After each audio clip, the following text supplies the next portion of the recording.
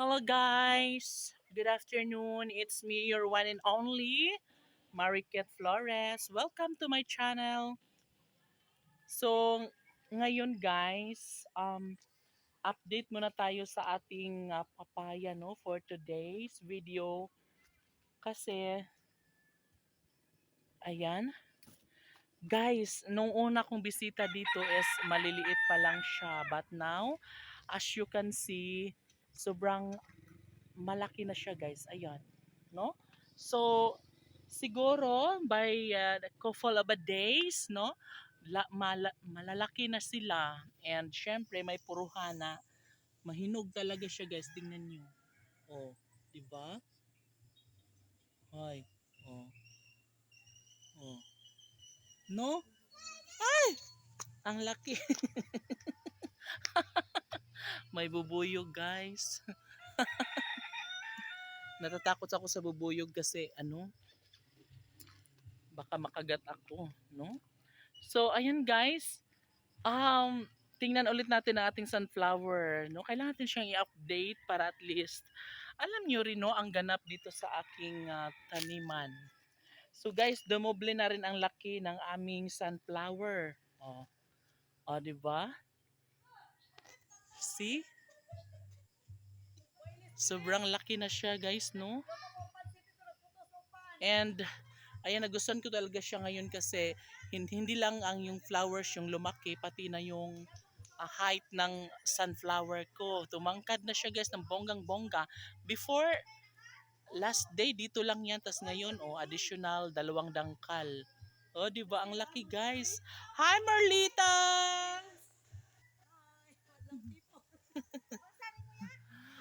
So, ayun guys, sobrang, oh my God, very healthy ang kanyang flower at ngayon yung petals niya talagang tumatadyak-tadyak talaga sa sobrang kinang. O, tingnan mo siya. O, di ba? Ang ganda. And, syempre, kailangan din natin kamustahin ang ating panganay na sunflower na talaga nga namang malapit na siyang mahulog, guys. So, ayan.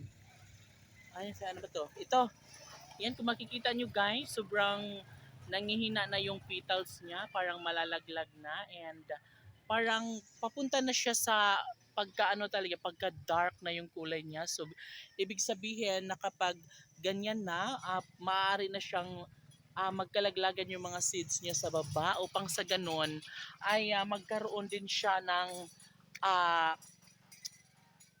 kanang mutubo ba siya noon, magkaroon siya ng dahon-dahon, magiging seedlings na siya soon. And syempre excited na tayong magtanim ng sunflowers kasi gusto ko dito, dyan. Gusto ko maraming sunflowers dito, no? Na nakatanim kasi ang ganda ng ano niya guys, yung dating niya parang wow, ang ganda. Maganda talaga yung sunflower. So dito muna tayo guys sa taas kasi um, kailangan rin kayong makarating dito sa taas ng sa aming likuran, sa may likod banda kasi hi!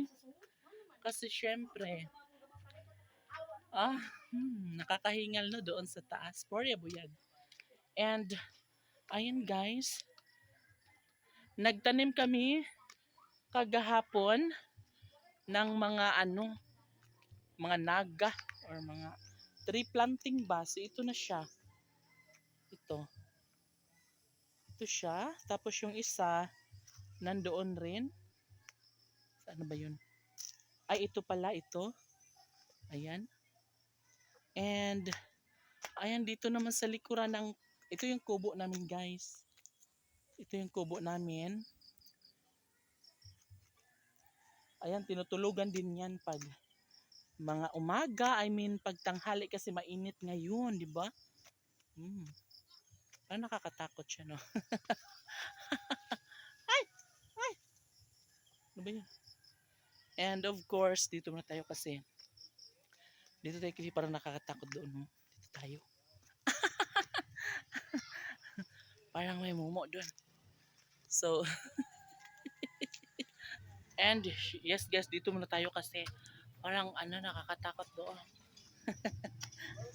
So ito na yung tinanim namin guys na ang tawag nito ay espada or ang tawag dito dai Cactus man na, noy. cactus ba ni?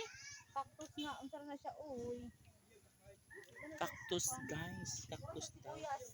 Pero para siyang sibuyas no. And makikita niyo siya makapal yung kanyang stem. Pero sabi niya cactus pero ibang klase din siya kasi walang tinik. Ay guys, may nakita akong manchanitas so kain muna tayo. Ha? Ah. Oh guys, oh, to. Yo. Yun. Yan, nakakuha ako ng manchanitas. Ayan. No? Mm. Ang sarap. Tapos guys,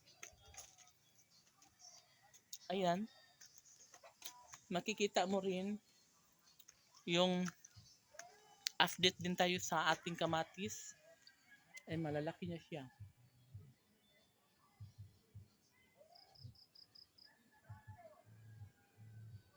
No? Excited na akong isawsaw yun sa bagoong. Masarap kasi yun yung bagoong tapos may kamatis. Wow, ang sarap-sarap kaya. So balik muna tayo dito guys sa aking seedlings kasi talaga nga namang malalaki na siya. So yung kapatid ko kasi hindi pa pumunta dito para i-transplant ito, no? Para ilipat sa ibang lagayan para tingnan nyo guys, ang lalaki na. No. Ang lalaki na ng picture namin. You know? So iniisip ko, paano na kaya ito pag hindi ito malipat kasi kulang nga ako sa lagayan. Eh yung lupa na bakante dito is may mga ano na, natamna na siya, tingnan nyo. Tapos yung doon banda hindi ko pa siya natanggal kasi busy ako, no? Lalo na ngayon na malapit ang piyesta, sobrang busy kami sa barangay, grabe. Oh, and of course, and marami na akong naitanim dito na mga pichay. So kailangan sana na mailipat ito. So baka gusto nyo. Pwede nyo siyang kunin. Kasi marami na akong na-transplant na mga pichay dito. Yan. Tapos yung mga ano namin, yung mga kamuti tops, ayan, tsaka yung kahoy, kamuting kahoy or kalibre, ayan, nandun na rin. So malapit na siyang magkaroon ng unod or laman, no? So one day, ayan, makakasaing din kami ng kamuti and syempre yung kalibre or yung kasaba. So super excited na ako kasi parang ang sarap na kumain ng kamuti, no?